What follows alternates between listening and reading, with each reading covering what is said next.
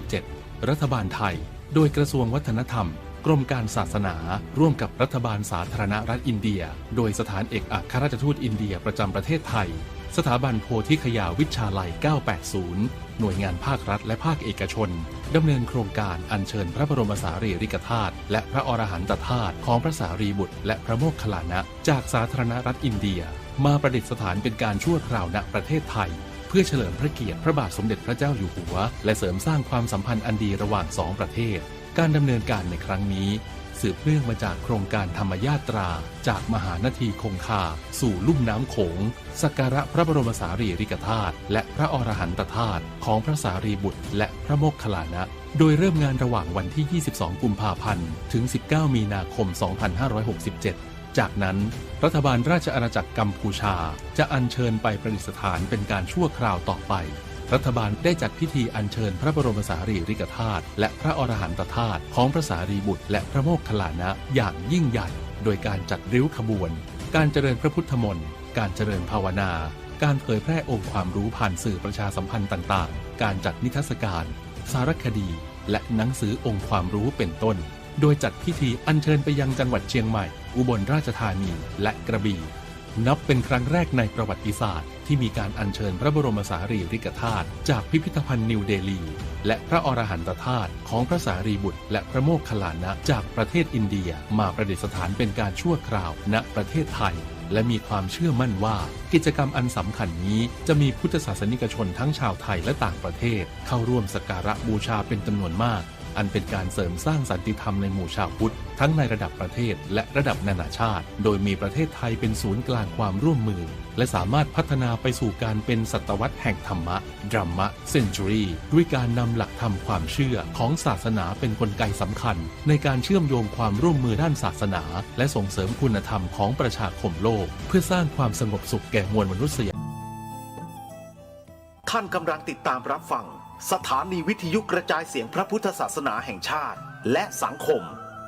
คลื่นเพื่อการศึกษาพระพุทธศาสนาและวัฒนธรรมระบบ FM 104.5 เมกะเฮิรตซ์รายการต่อไปเป็นรายการคดีโลกคดีธรรม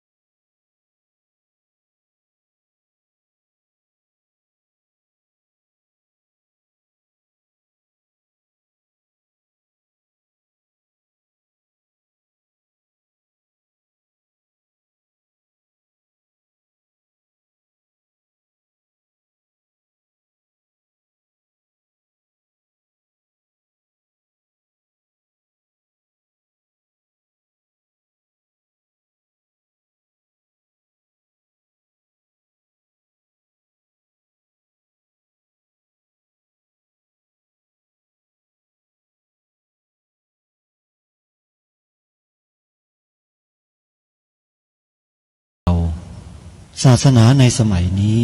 เป็นของที่แยกจากชาติไม่ได้เป็นความจำเป็นที่เราทั้งหลายผู้เป็นไทยจะต้องมั่นคงอยู่ในศาสนาพระพุทธซึ่งเป็นศาสนาสำหรับชาติเราพระพุทธศาสนาก็ดีหรือศาสนาใดก็ดีที่ตั้งมั่นอยู่ได้ก็ด้วยความมั่นคงของผู้เลื่อมใสตั้งใจที่จะรักษาและข้าพเจ้าพูดทั้งนี้ก็เพื่อชักชวนท่านทั้งหลายอย่างเป็นเพื่อนไทยและเพื่อนพุทธศาสนิกชนด้วยกันทั้งนั้นเพื่อความมั่นคงแห่งพระพุทธศาสนาข้าพเจ้ารู้สึกว่าได้ทำหน้าที่สมควรแก่อุปถัมภ์พระพุทธศาสนาเราจะตั้งใจรักษาศาสนาของเราด้วยชีวิตและถ้าท่านตั้งใจจะช่วยข้าพเจ้าในกิจอันใหญ่นี้แล้วก็จะเป็นที่พอใจข้าพเจ้าเป็นอันมาก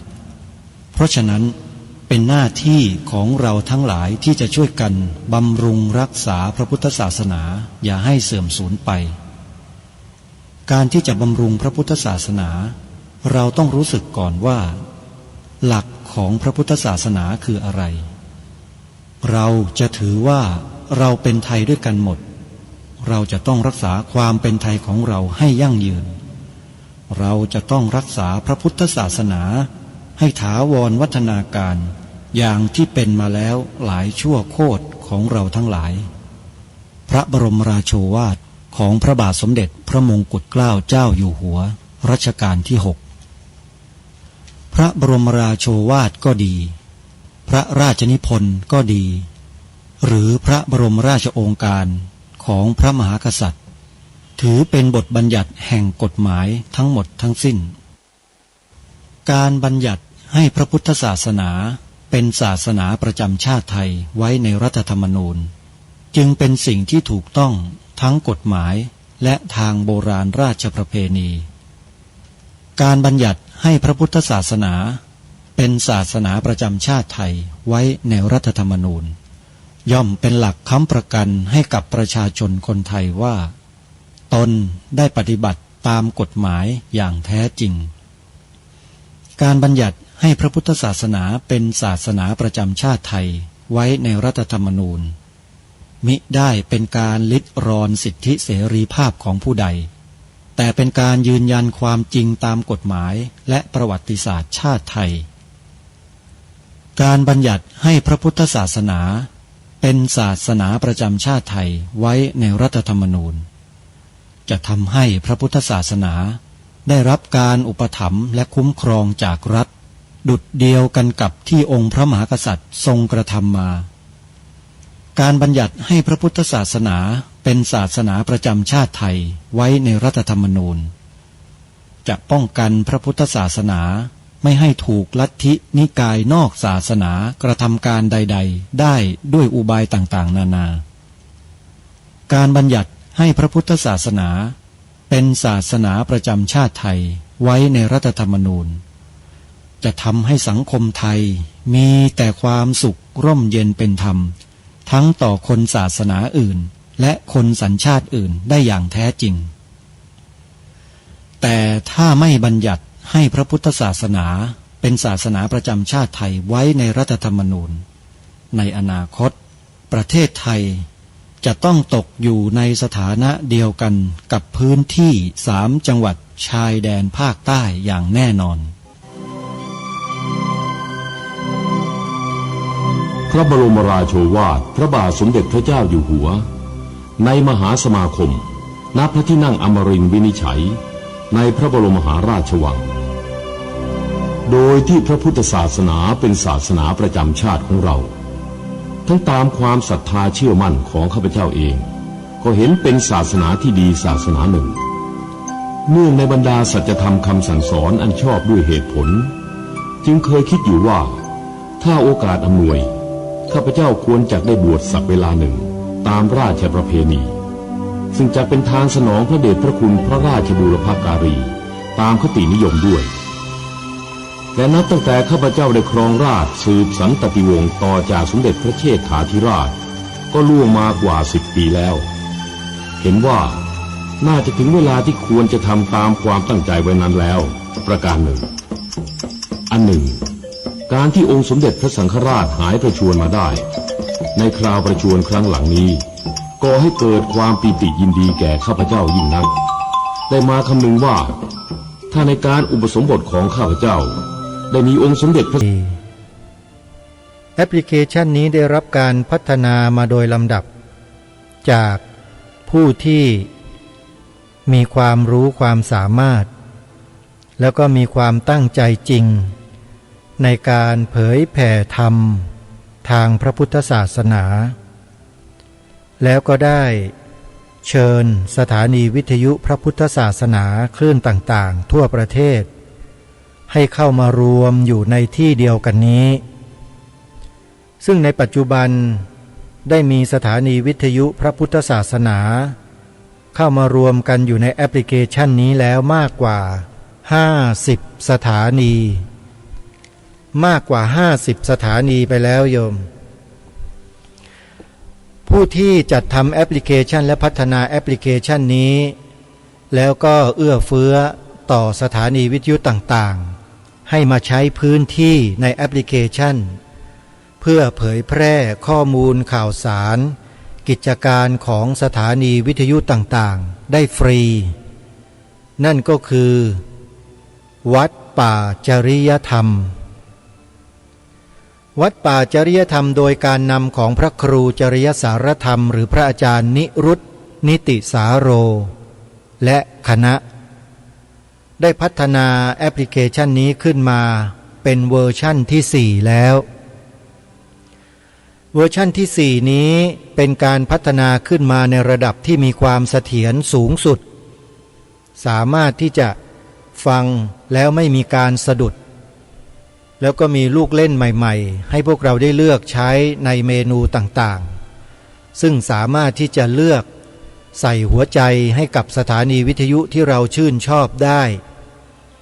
และเมื่อใส่หัวใจแล้ววิทยุหรือสถานีวิทยุที่เราใส่รูปหัวใจที่เราชื่นชอบนั้นก็จะไปอยู่ในแถบสถานะอีกแถบหนึ่งซึ่งในการเข้าครั้งต่อไปเราก็ไปกดที่แถบสถานะนั้นสถานีวิทยุที่เรากดหัวใจให้ก็จะไปอยู่ในแถบนั้นทั้งหมดเราก็จะได้เลือกหาสถานีวิทยุที่เราต้องการฟังได้โดยสะดวกตรงนี้ถือว่าเป็นความใจกว้างเป็นความที่มีน้ำใจเอื้อเฟื้อเผื่อแผ่อย่างแท้จริงท่านพระครูจริยสารธรรมหรือพระอาจารย์นิรุตนิติสาโรท่านรักงานเผยแผ่พระพุทธศาสนามากในปัจจุบันท่านเป็นเจ้าคณะอำเภอนาด้วงจังหวัดเลยแต่ท่านก็ไม่เคยทิ้งงานเผยแผ่พระพุทธศาสนาท่านเห็นเรื่องงานปกครองเนี่ยเป็นเรื่องรองแต่งานเผยแผ่พระพุทธศาสนางานปฏิบัติตามหลักธรรมทางพระพุทธศาสนานี่เป็นเรื่องใหญ่ซึ่งส่วนมากแล้วพระสายปกครองก็จะมองเห็นแต่การปกครองนั้นเป็นเรื่องใหญ่แต่ไม่ค่อยใส่ใจเรื่องงานเผยแผ่เรื่องงานประพฤติวัดปฏิบัติธรรมสักเท่าไหร่อันนี้เป็นเรื่องจริงแล้วก็นำความจริงมาพูดในฐานะที่เคยอยู่ในกองงานของเจ้าคณะกรุงเทพมหานครมาเป็นระยะเวลาหลายปีอยู่ในกองงานเจ้าคณะเขตลาดกระบังมาระยะหลายปี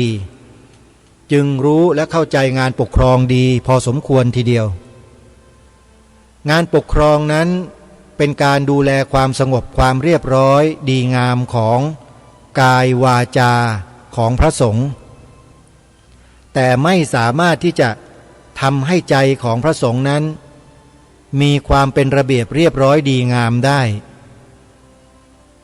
สิ่งที่จะทำให้พระสงฆ์มีความเป็นระเบียบเรียบร้อยดีงามทางจิตใจได้นั้นก็คือการศึกษาและการปฏิบัติการเผยแผ่นั้นถือว่าเป็นการให้ความรู้โดยไม่เลือกชั้นวรรณะเปิดออกอากาศสถานีวิทยุออกไปคนที่ฟังอยู่นั้นมีเป็นจำนวนมากมายหลากหลายทั้งพระทั้งเณรแม่ชีทั้งโยมอุบาสกบาสิกาและคนทั่วๆไปได้ฟังได้ศึกษาได้เรียนรู้อย่างกว้างขวางแต่ไม่เป็นระบบ การเป็นระบบก็หมายถึงว่าจะต้องไปนั่งเรียนตามชั้นเรียนที่กำหนดไว้ตามระเบียบที่ได้วางไว้แต่การศึกษาอย่างไม่เป็นระบบก็คือการฟังการแสดงธรรมฟังการบรรยายธรรมฟังการเสวนาธรรมฟังด้านวิชาการต่างๆก็ถือว่าเป็นการศึกษาอีกทางหนึ่งที่สามารถจะนำมาใช้ประพฤติวัดและปฏิบัติได้เพราะฉะนั้นพระสงฆ์ที่ท่านจัดตั้งสถานีวิทยุอยู่ทั่วประเทศเนี่ยท่านมีความมุ่งหวังว่าญาติโยมพุทธบริษัทที่อยู่ตามบ้านเรือนเรือกสวนไร่นาต่างๆเนี่ยตามโรงงานตามอาอุตสาหกรรมต่างๆไม่มีเวลามานั่งเรียนอย่างพวกเราหรอกแล้วเราจะทำยังไงล่ะจะให้ธรรมะของพระสัมมาสัมพุทธเจ้าเข้าถึงคนพวกนี้ได้ง่ายๆท่านก็ตั้งสถานีวิทยุสิแล้วก็เผยแพร่หลักธรรมคำสอนด้วยกลวิธีอุบายต่างๆซึ่งส่วนมากก็นำเอาธรรมบรรยายของครูบาอาจารย์จำนวนหลายๆรูปที่ท่านมีความเชี่ยวชาญชำนาญความรู้ปริยัติดีแล้วเนี่ยมาเปิดออกอากาศให้สาธุชนคนทั่วไปได้ฟังกันก็เป็นการศึกษาทางอากาศอย่างหนึ่งแล้วก็ได้ในวงกว้างมากๆไม่ใช่ได้อยู่แค่เฉพาะในห้องสี่เหลี่ยมที่นั่งเรียนกันอยู่เท่านั้นแต่มันจะได้อย่างกว้างขวางมากมายตรงนี้แหละที่พระนักเผยแผ่ทางสถานีวิทยุทางสื่อต่างๆท่านทำอยู่ในปัจจุบันแล้วก็ได้ผลยังไงยังศรัทธาของประชาชนให้เลื่อมใสให้มีใจศรัทธาต่อพระรัตนตรัยมั่นคงกว้างขวางมากมายยิ่งขึ้นไม่มีลดนะฮะยิ่งทำยิ่งช่วยกันก็ยิ่งเรายิ่งจะได้คนที่มีศรัทธาในพระรัตนตรัยเนี่ยเพิ่มมากขึ้นจากการเผยแพร่หลักธรรมคำสอนที่ครูบาอาจารย์ผู้รู้ทั้งหลายท่านได้กล่าวได้แสดงไว้นั้นให้ผู้คนโดยทั่วไปได้สดับรับฟังศึกษาเรียนรู้ทำความเข้าใจและนี่แหละคือที่มาที่ไปของการพัฒนาระบบโซเชียลเน็ตเวิร์ก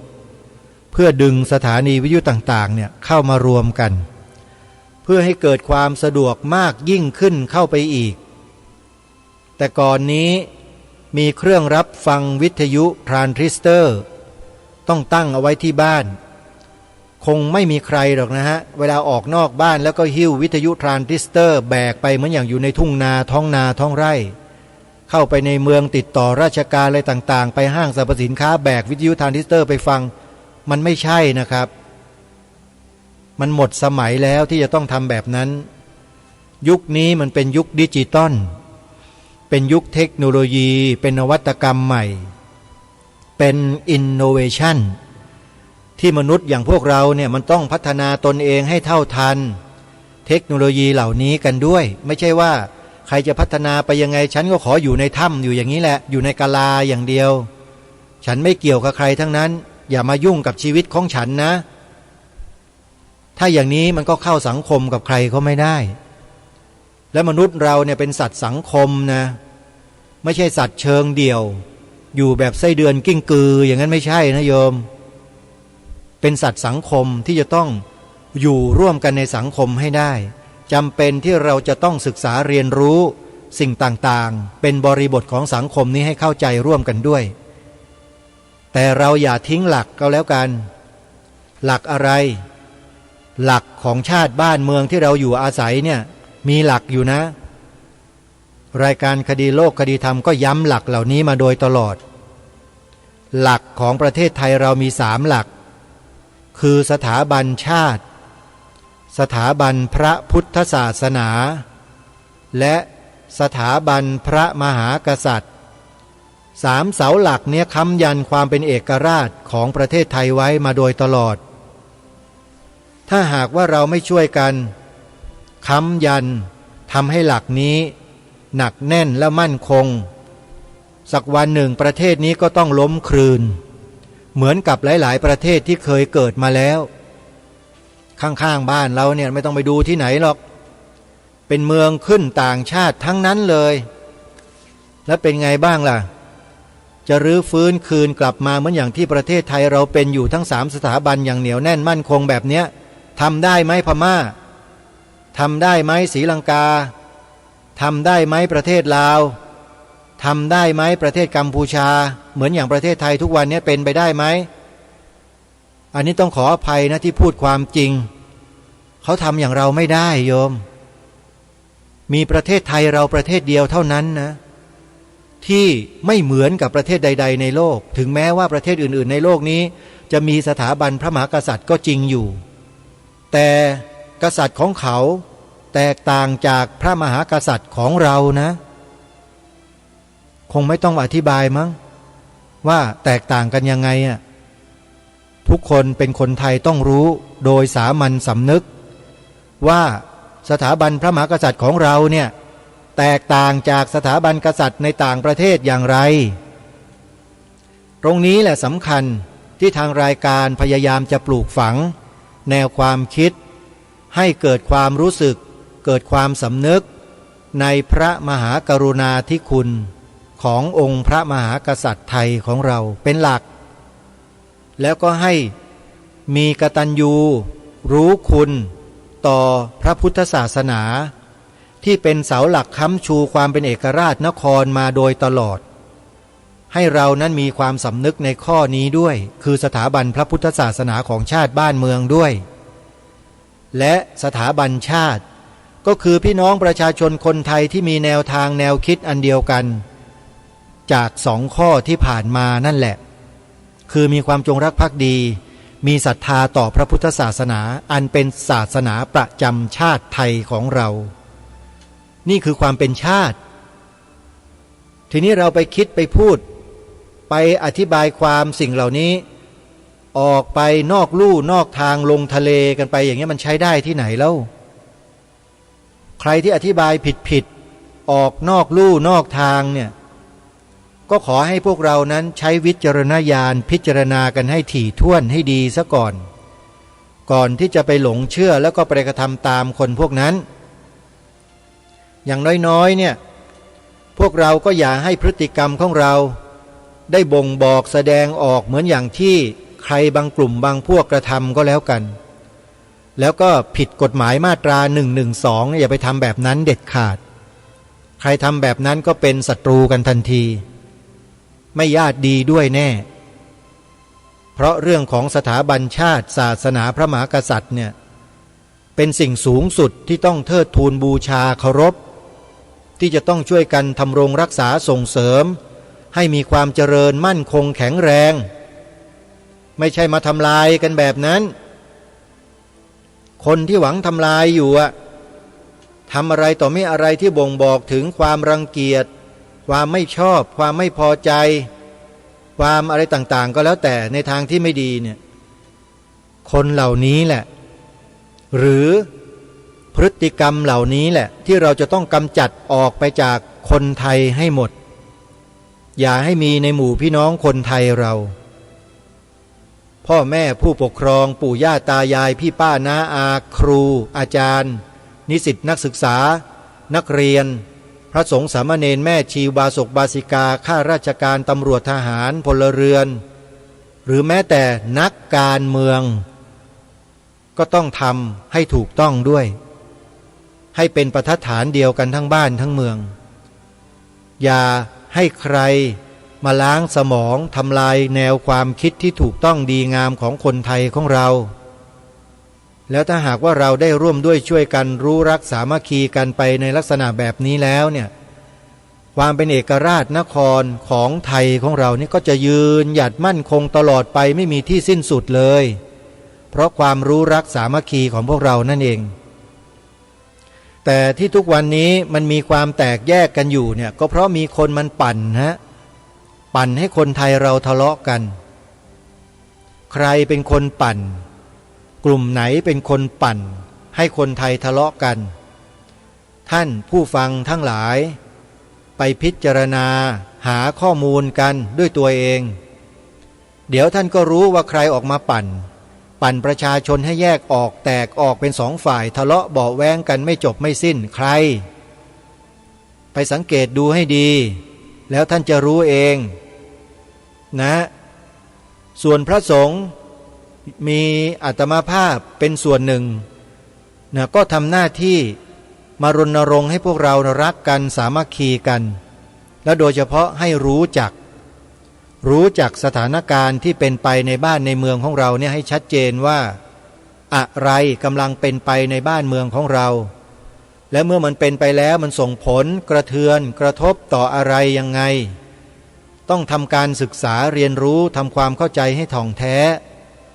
หาผู้ที่รู้ให้เข้ามาตอบคำถามในข้อสงสัยที่เราสงสัยเราหายสงสัยแล้วเราก็เดินตามแนวทางที่บรรพชนของเรารักษามากันต่ออย่าออกนอกลู่นอกทางนี่ภาษาบรรพชนของเราครูบาอาจารย์ในอดีตเขาบอกอย่าออกนอกลู่นอกทางถ้าออกนอกลู่นอกทางแล้ว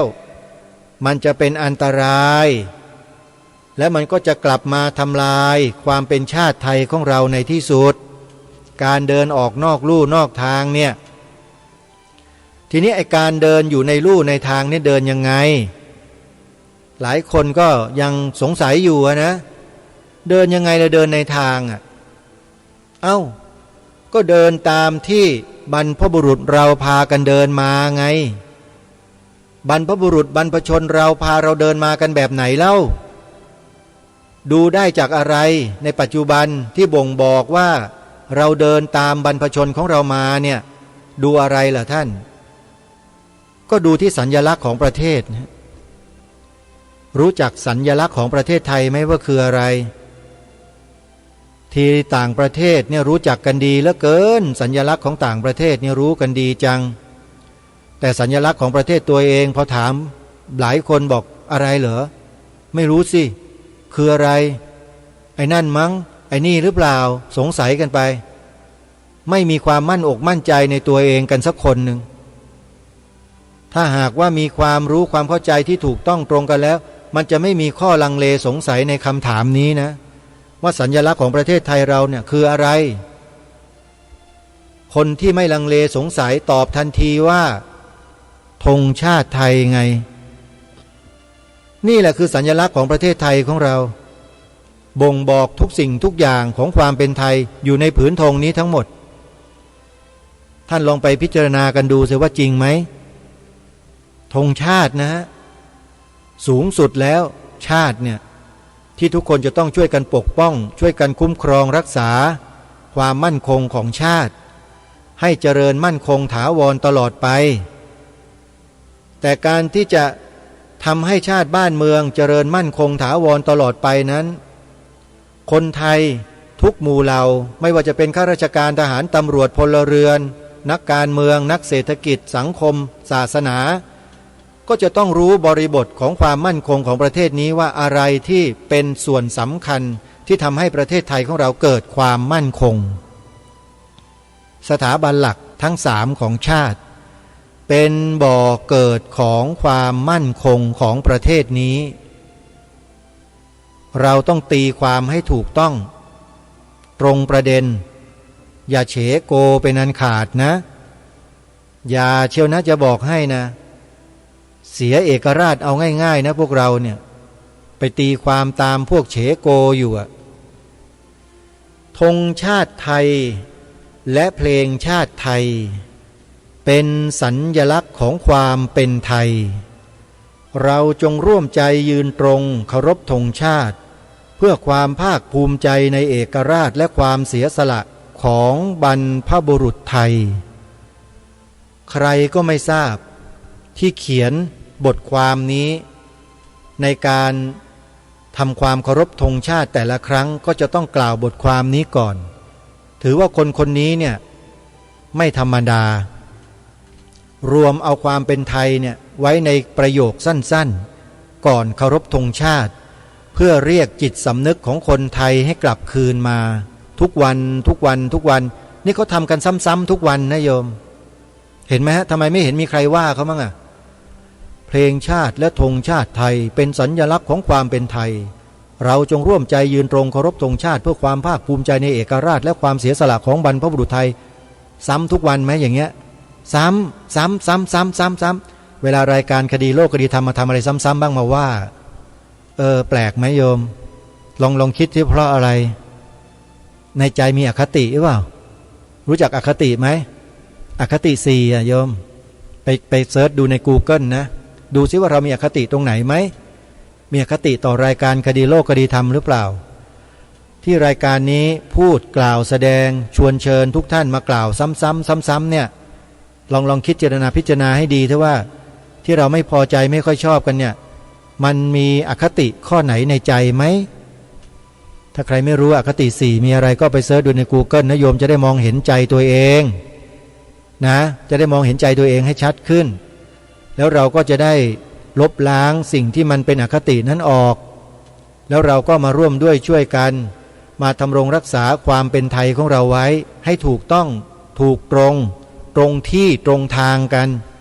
ไม่ใช่ออกนอกลู่นอกทางกันเหมือนอย่างที่คนบางกลุ่มเขาทำกันอยู่ไม่ใช่ทำตามปณิธานหรือพระราชปณิธานขององค์พระมหากษัตริย์ของเรานี่แหละทำตามปณิธานของบรรพชนไทยของเรานี่แหละถูกแล้วท่านวางแนวทางมาให้ทั้งหมดถูกต้องดีงามแล้วอย่าไปทะลึ่งทำลายของบรรพชนตัวเองรายการนี้จึงมาย้ำไงย้ำให้พวกเราใช้วาจาเนี่ย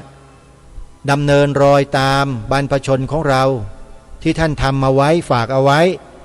ไม่ใช่มาลบล้างทำลายทำเป็นนิ่งๆเฉยๆกันนอนหลับทับสิทธิ์กันอยู่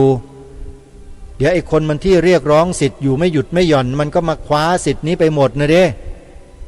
อันนี้พูดแบบอุปมาเปรียบเทียบให้เห็นเลยนะโยมนะถ้าใครเป็นคอการเมืองติดตามสถานการณ์บ้านเมืองแล้วก็อะไรต่างๆก็คงจะทราบในสิ่งที่พูดนี้ดี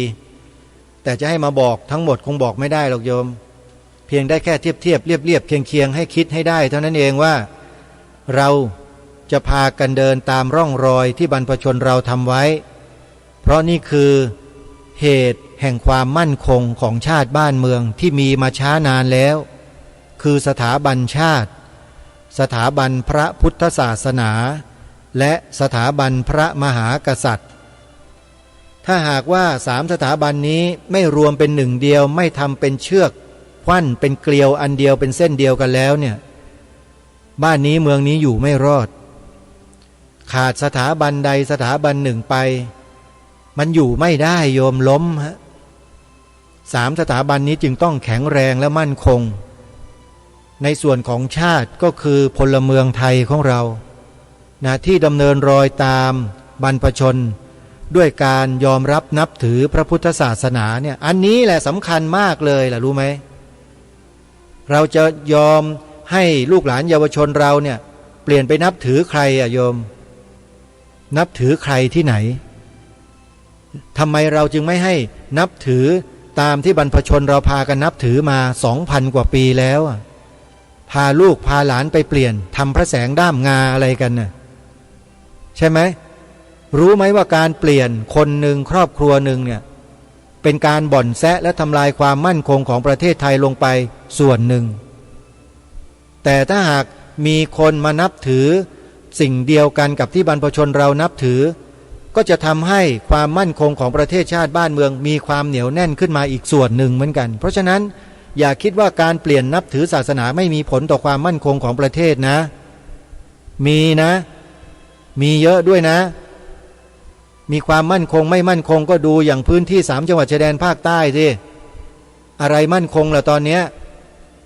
ใช่เหรอใช่ประเทศไทยเหรอนั่นน่ะอาตมาก็สงสัยอยู่นะว่าใช่หรือเปล่าเพราะเท่าที่ดูติดตามดูแล้วมันไม่น่าจะใช่นะหรือว่าใช่ถ้าใช่แล้วทำไมเป็นแบบนั้นน่ะลองพิจารณาข้อนี้ดูอยากจะให้ภาคอื่นๆภาคกลางภาคเหนือภาคตะวันออกภาคอีสานภาคตะวันตกเป็นอย่าง3 จังหวัดภาคใต้ไหมล่ะจะเอาอย่างนั้นเหรอโยมอยากให้เป็นอย่างนั้นไหมถ้าไม่ต้องการให้เป็นมาเดินตามแนวทางที่บรรพชนเราวางไว้นี่มาช่วยกันสิฮะช่วยกันถ่อช่วยกันพายรัตนาวานี้ให้อยู่ในร่องในรอยไม่ใช่ออกนอกลู่นอกทางไปเยินชู3 นิ้วไปเดินขวางขบวนเสด็จของเจ้าฟ้าเจ้าแผ่นดินอย่าให้ลูกหลานเราไปทำอะไรที่ไม่ดีแบบนั้นนะโยมจริงๆอาตมาพูดแรงกว่านี้นะเนี่ย แต่เกรงใจญาติโยมทุกคนครูบาอาจารย์ทุกท่านอยู่เดี๋ยวจะรับกันไม่ได้ภาษาบรรพชนตัวเองแท้ๆเนี่ยรับกันไม่ได้ก็ไม่พูดละก็เอาไว้แล้วกันนะฮะก็เป็นที่รู้กันนะว่าถ้าเราไม่ดำเนินรอยตามบรรพชนของเราไม่รักษารูปแบบที่เยาวชนของเรารักษาไว้สืบสารต่อยอดมาให้แก่เราไว้เนี่ยวันหนึ่งพวกเราเนี่ยจะตกอยู่ในสถานะเดียวกันกับพื้นที่3จังหวัดชายแดนภาคใต้อย่างแน่นอนจริงๆหนีไม่พ้นเลยถ้าไม่ช่วยกันเนี่ยโดนแน่โดนกลืนแน่นอนถ้าใครต้องการจะทราบข้อมูลที่ลึกกว่านี้นะทางรายการแนะนำแล้วแนะนำอีกให้ไปดูคลิปใน YouTube ช่องที่มีชื่อว่าสมาคมปกป้องพระพุทธศาสนาพิมพ์แค่นี้แหละก็เจอช่องนี้แล้วตราสัญลักษณ์ของช่องเนี่ยรู้สึกจะเป็นรูปธรรมจักรนี่แหละแล้วท่านก็ใช้เมาส์แตะเข้าไปที่รูปธรรมจักรอันนั้นนั่นแหละแล้วช่องเขาจะขึ้นมาไอ้แตะทีแรกเนี่ยมันยังไม่ใช่นะต้องแตะไปที่ธรรมจักรของเขาหรือชื่อช่องเขาอีกทีนึงแล้วคลิปวิดีโอต่างๆในช่องจะขึ้นมาแค่นั้นยังไม่พอโยมจะต้องไปแตะที่แถบสถานะด้านล่างที่เขาเรียงตัวหนังสือเป็นข้ออยู่เป็นชุดอ่ะไปแตะคำว่าวิดีโอแตะคำว่าวิดีโอนะแล้วก็เปิดเข้าไปดูสิทีนี้เพียบเลยเต็มไปหมดเลย4-5-600